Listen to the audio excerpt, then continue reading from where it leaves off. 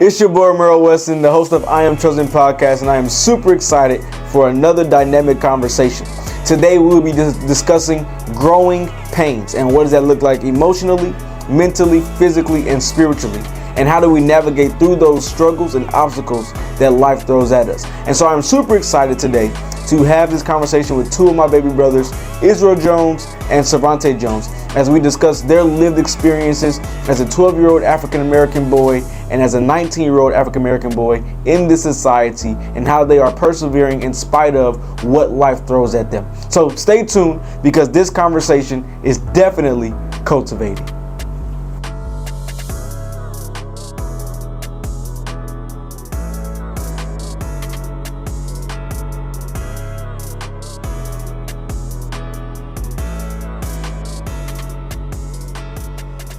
And I'm going to give them a chance to introduce themselves and just talk about yourself. What do you like about yourself? What do you love about yourself? Who are you? Who is Israel Jones? First I want to start off with who I am. Who I am is I have a lot of personalities. I'm funny. Schizophrenic. I'm liked. It's a lot. And what else? Is that it? Yeah, pretty much. First, I want to give honor to God, who the head of my life. I just want to give thanks to whoever may reach this video, that you have an open heart, open mind, and receive what needs to be received and pass the message along. I'm Cervante. That's my baby brother. That's my older brother. Right now, I'm just here. I had not a lot of time on my hands. My brother invited me to interview, and I said yes. So this is a blessed moment to be here, blessed moment to be alive, and I'm extremely grateful. I'm just a humble person, not really a flashy person. I just love my life, love my family. In Jesus' name. Appreciate that. So let's jump right in, because I want to cover a few things tonight, and I think that we would be able to reach all of those. And so first and foremost, we grew up in Oakland, California, and that is deep east, west, north.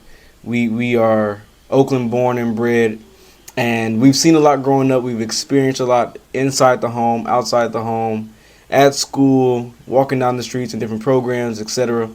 And so the first thing I would probably ask is, based on your surroundings and environment and where we grew up and what we seen growing up, what is an experience or a moment in life that has kind of helped shape the kind of person you are today? Like what think of a moment in time where, or at home or at school, where it could be a person, it could be a place, just something that has helped you shape who you are right now to who you are becoming. Who wants to start? Wait, the other mic? You got the other mic? Well, basically, sorry. A lot of things that I've seen or people that I've been around is probably a lot of the AAMA people, a lot of successful African Americans, pushing it to be where they are now.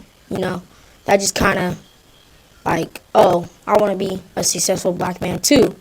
So let's figure out what I got to do from these successful black men to be one,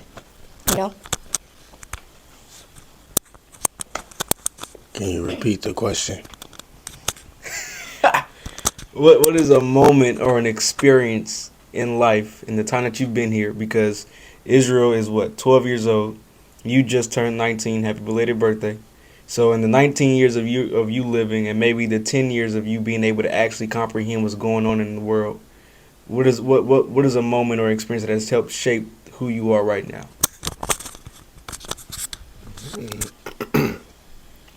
The moments that shaped who I am is my losses. I took a lot of losses. I made my life harder than what it needs to be, and that just shapes me to, be competitive. I let people walk over me, but also just be a kind person. I was raised right. Our mom did the best of her ability for me, 6 boys, 5 boys, whatever. She did the best of her ability to be both parents, both parents, mom and dad. So just watching that growing up just built me as a man. Watching a mom also be strong and be confident in her skin, knowing that, okay, I got like 5 boys, all boys, no man around the house. Sometimes I gotta be tough. Sometimes I gotta show a little bit of less emotion, not to soften these boys up, because it's a hard world out there. Growing up in Oakland, a lot of friends, a lot of people die early age. It's like it's just death is it at every corner, at every, you feel me, number on the end of the block.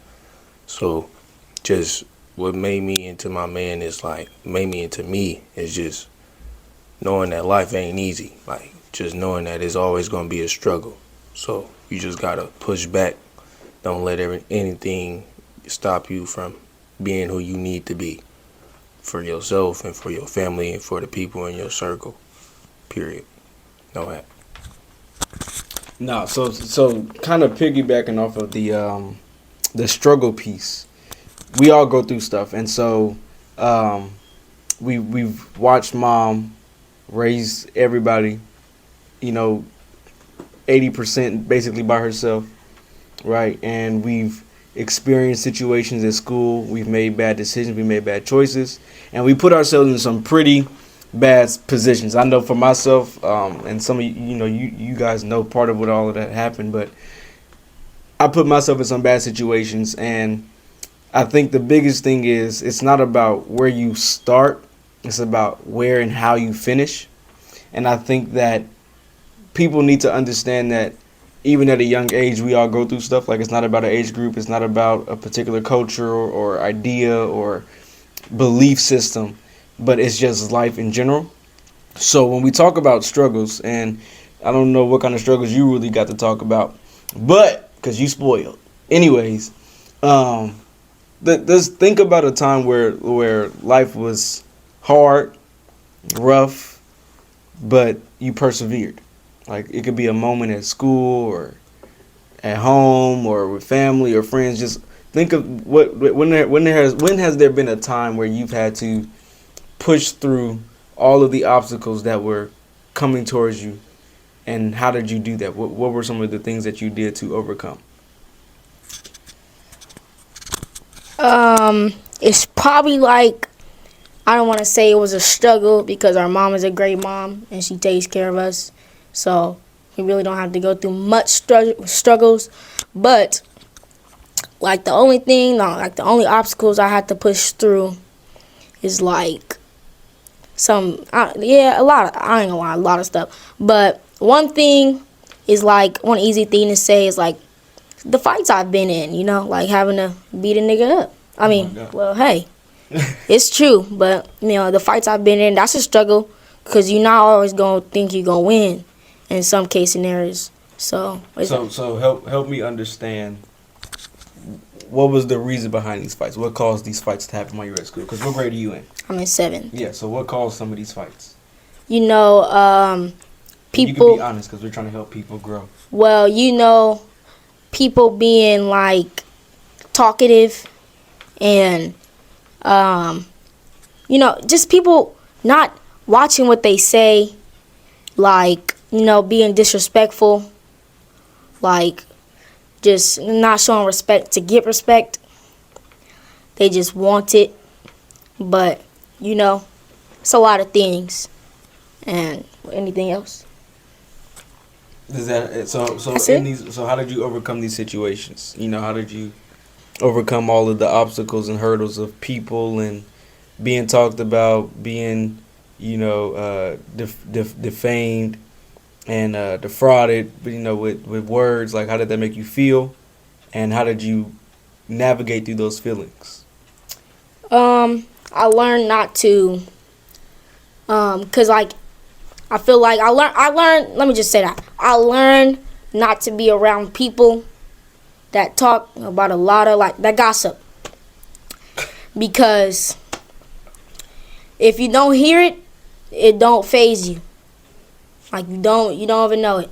So I feel like if you just avoid certain things, certain conversations, certain phone calls, certain text messages, you'll push through. You'll push through.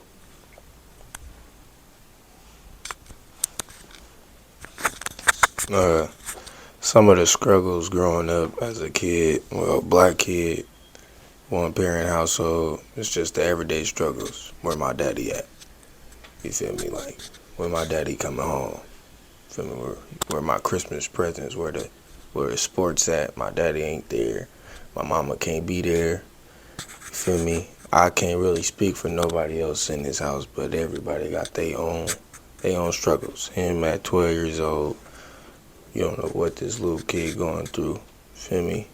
I say he probably got nothing going on because that's my little brother. He the youngest, so feel like sometimes he get baby treatment, but everybody's been there. Everybody's been spoiled here and there, but one of the struggles as a kid is just being without, like, a parent. Like, one of the key essential things that a kid need is two parents. Take two parents to make one, should take two parents to raise one. So, also growing up as a kid, some of the struggles I got was I was different. Like, I was very, very different. Like, my English was a little messed up. Like, couldn't really say a lot of words. Like, just didn't fit in overall. But now, like, thinking about it, really didn't need to fit in. Like, I don't fit in. It is what it is. I made my own puzzle. So I got people that want to be exactly like me, but just everyday struggles. You feel me? Girls, I'm beautiful. I'm handsome. You're gonna have girl problems if you got those attachments, those attributes. So yeah, just the little petty struggles of life that makes life a little bit harder, but also make life a little bit, you feel me, like, all right, giving me another shot at it. So speaking about growing pains, what are growing pains? When your body is growing, you can feel, your bones and everything, it's in pain because your body is being pulled, it's being stretched. And it's the same thing with muscles. Like, if you want to get buffer, you're supposed to work out so you can pull and stretch your muscles and they grow. But it's painful. Sometimes you might try and do a set of 10, but you only can knock out 7 because it gets too heavy for you. Your body can't take too much. So when we talk about mental and emotional growing pains, and we look back at, piggybacking off of what Savante said, talking about the parent aspect, a lot of people know my story about my father not being around.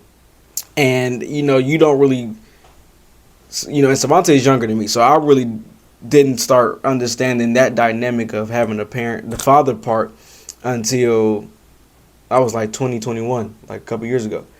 I was living by myself. I, was acting a fool, partying, drinking, smoking, everything, doing all of that.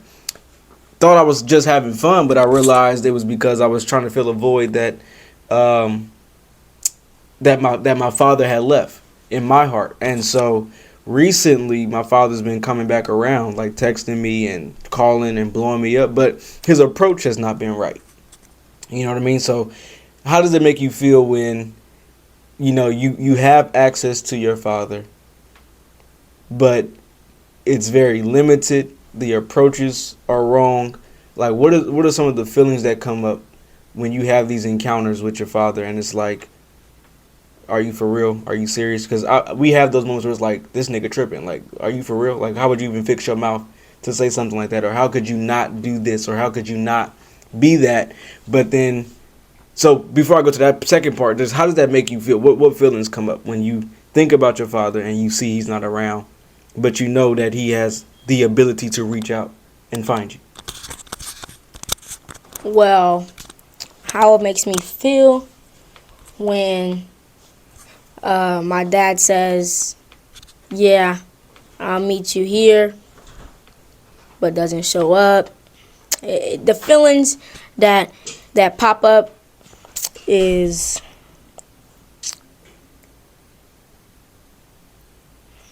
it's a lot. It's a lot of feelings. It's, well, obviously it's going to be sadness because, like, oh, okay, I can't see my dad. Haven't seen him in a long time. Yes, yes, sadness is one.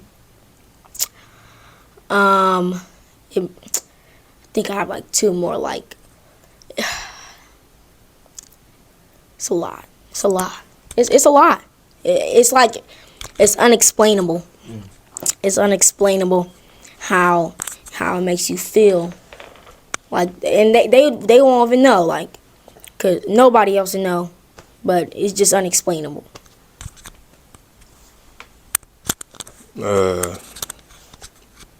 How it make me feel? Well, like, I used to feel stuff about it. Like, I used to feel sad, depressed. I used to feel like defeated. Like, but now, like, I really don't give a fuck. I mean, like, I really don't care. It's like, it is what it is. Like, I'm a grown ass man now. It's like, no daddy, oh well. It ain't gonna stop me. Might have to fill a void here and there, but shit, with light comes with darkness.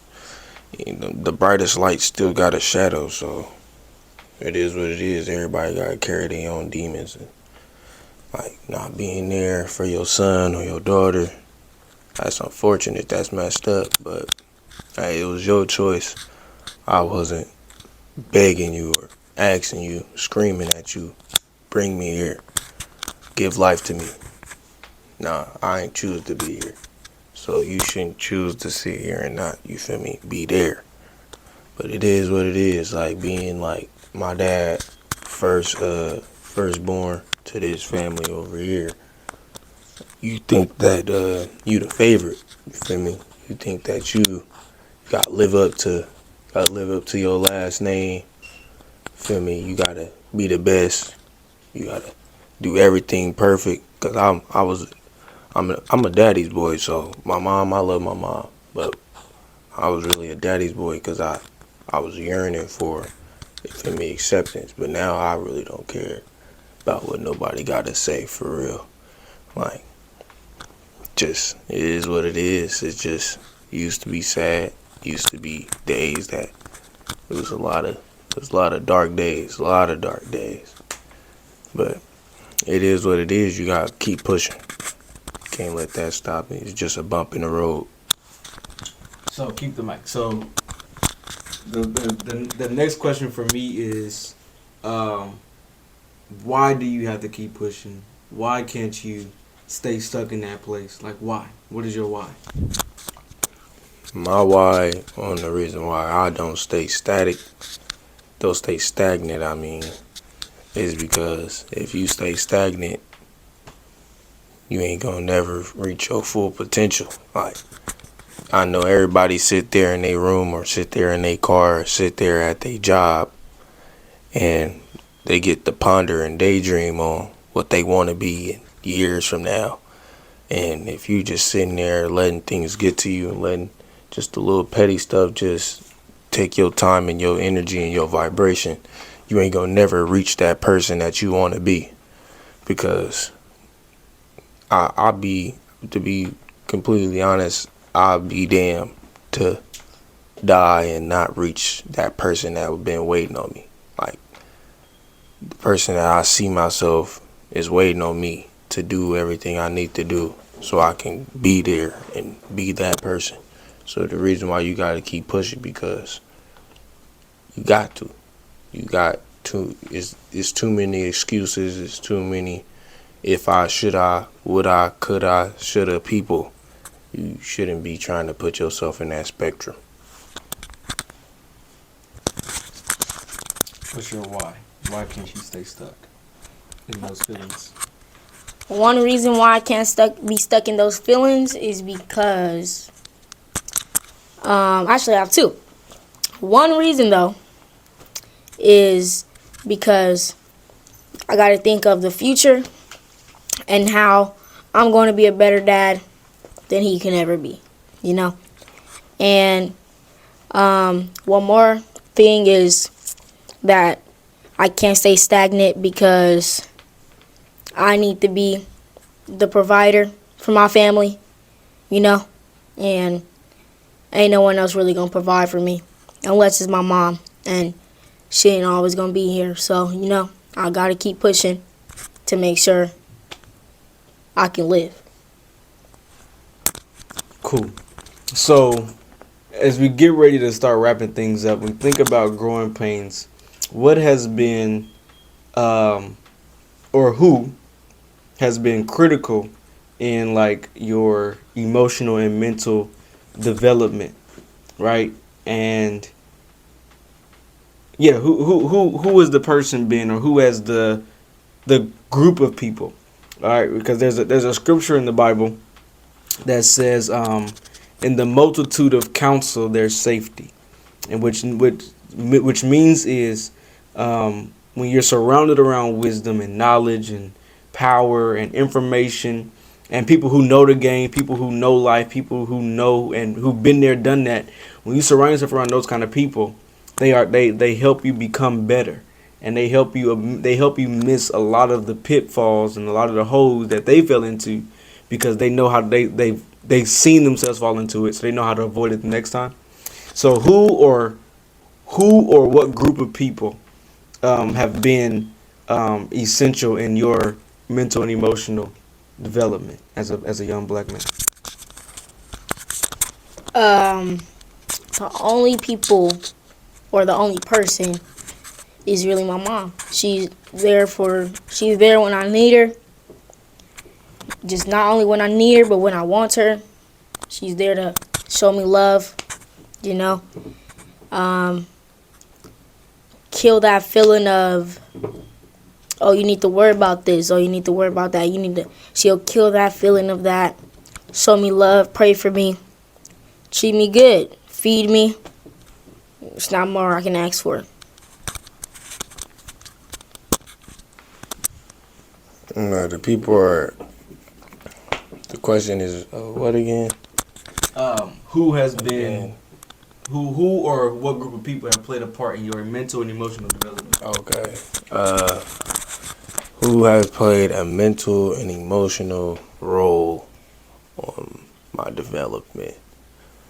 To be completely honest with you, the only person that can help you is you. Like, bruh, like, stop. Like, just stop. It don't matter how many people in your circle, bruh, you still gonna feel shitty if you don't get yourself together. Sorry about the cussing. But if you don't get yourself right, if you don't put yourself in good predicaments, put yourself in positive areas, then, feel me, oh well, like, them not being there, cool. The people that do come into your life that are, you feel me, positive and, like, beautiful souls and perfect person, overall, they gonna take that pain and take that suffering away. But in your head, you still gonna feel that void, because it's never gonna be the same. Like, a person that's really connected with you by blood, like, it ain't gonna never feel the same than like a stranger that becomes a well-long friend. So if you get yourself together first, you build yourself from the ground up. Like, you gotta build yourself from the ground up, because nobody know you better than you. You feel me? So, but I know my predicament. I built myself up. I'm still building myself up, because there's not a lot of people in this world you can trust with the things that you deal with on a dark night. You feel me? But it's have been some beautiful souls out there, like some of my basketball teammates, feel me, some of my coaches, but they ain't never really hit the same, like, feel me, they not my dad, or they not God. So you ain't gonna never really seek real counsel unless you build yourself up, your real safety, unless you build yourself up. So improve yourself day by day, take baby steps. Feel me? Know that. So before you pass it, and you're gonna pass it back this way, closing statement, closing thought, like, what is something you want to leave with people? As we talked about some of the things we've experienced and been through, what are some of your closing thoughts to help them persevere in their life? Do what make you happy. Believe in yourself. Be you. Feel me? Cross those lines, man. Cross those lines. You feel me? Take that leap. Leave it all behind. Hit the road. Sometimes you gotta leave it all behind. Hit the road with no plan. Hey. Feel me? You gotta just keep fighting, bro. Don't never keep fighting. There's always gonna be a struggle. You feel me? Just keep pushing. That's really what it is. Just give me one more day. Just give me one more day. Alright. Have faith in God, cause He knows the way. Definitely.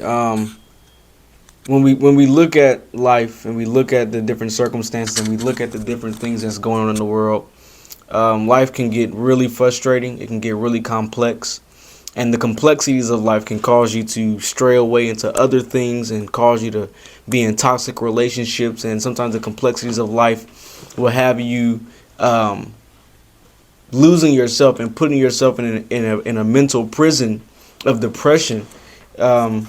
And so this is what this conversation was about. This conversation was designed to be raw, transparent, open, and honest so that you can understand that everybody is dealing with something at all age. And that's why I have both of them participate in this conversation today, because a lot of people in this world really don't believe that young people really go through things and that they really have emotions, feelings, voids, broken pieces, and they don't really understand that they are struggling emotionally and mentally, and that's why I brought both of them on today, because I wanted the world to see that any age can persevere, any age can be successful, any age can break through the barriers of life, the systemic barriers, the family barriers, the cultural barriers, the ideology barriers, all of these barriers that have been set up to keep young black men and men out of the picture. Any age can break that barrier. And so we've seen that here today with our brother Israel, and just his boldness and his courage at 12 years old to be able to recognize what's going on in the world and recognize what's going on internally and say, I know how to fix it. I know how I need to correct it. I know what I need to do. I know where I need to put myself. To see somebody that's 19 years old, who's a senior in high school, he's a student athlete, he's made newspaper, he's well known around the community, well known in the Bay Area for his athleticism, but you wouldn't know that he has all of these struggles because of what we see on the outside. But to see him persevere in spite of all that he has dealt with emotionally, he's still on top. He's getting scholarship offers, he's getting college calls, he's on the map. People are watching him, people are looking at him, and so it doesn't matter what your story is. And I always tell people that it doesn't matter where you started. What matters is where you end up. And that is one thing that I live by every day. That is a motto I came up with for myself, because I remember putting myself in situations, and I always had to tell myself, it doesn't matter where I started. It doesn't matter if I had limited resources. It doesn't matter if I didn't have a strong circle. It doesn't matter if I didn't have a strong support group. All that matters is where I end up.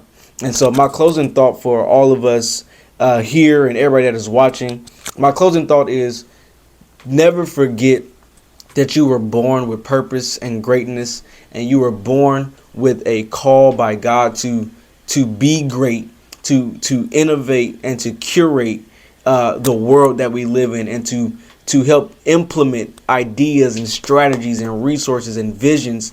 And so do not limit yourself to what Instagram says. Do not limit yourself to what your friends say. Don't limit yourself to where you are right now. Because when you get stuck here, you forfeit everything else that's coming later in life. So whatever age you are, whatever race you are, whatever nationality you are, do not forfeit the next in life, but allow where you are right now to push you into next. Cool. So thank you both, Israel, for being on the show. You look amazing. You look great. I love you. And thank you, brother Savante Jones, for being on the show. You look great. I love you.